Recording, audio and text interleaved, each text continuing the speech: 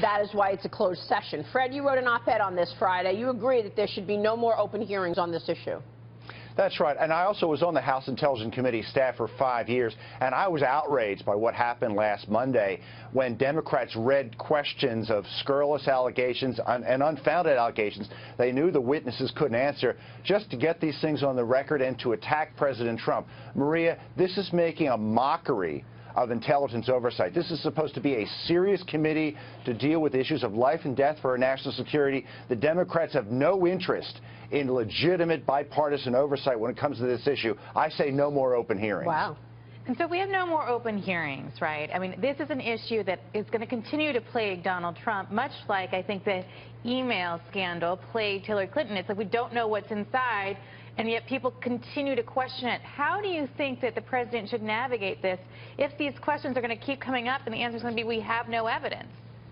Well, you know, there's a call right now for an independent select committee to deal with this issue, and supposedly that would solve it. You know, it wouldn't solve it because, first of all, the House Intelligence Committee is already a select committee.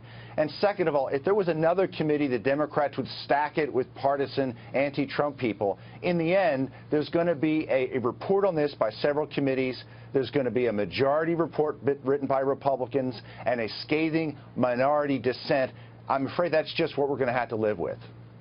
If it's what we have to live with, though, and that could be exactly what's going to happen, but still, how does the administration communicate to the American people that this didn't happen, that you can trust the administration, that there was nothing nefarious? Even if that report happens that way, don't they have to communicate in a way rather than just being combative?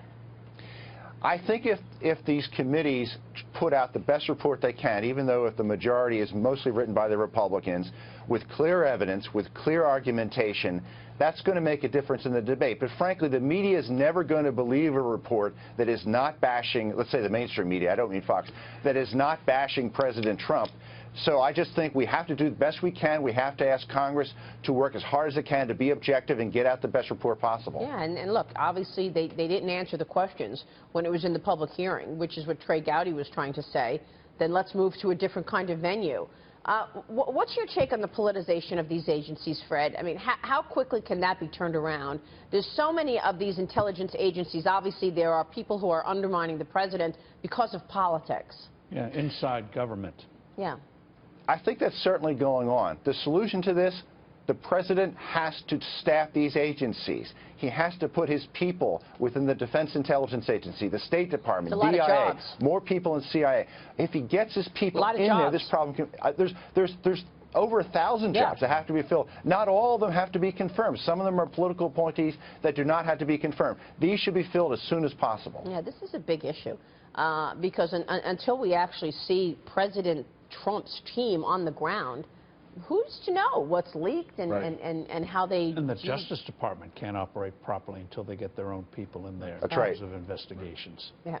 And listen, leaks coming out of the intelligence community is not good for the U.S. brand worldwide. But you can't have intelligence agencies deliberately undermining the elected government of the United States. Which is what's happening now. Which is what's happening. Other nations don't trust us. If they see intelligence being leaked, they won't share crucial information we need, especially to fight terrorism. That's a great point, Fred. Good to have you on the program this morning, sir. Thanks so much. Thank you. Fred Fleitz joining us there.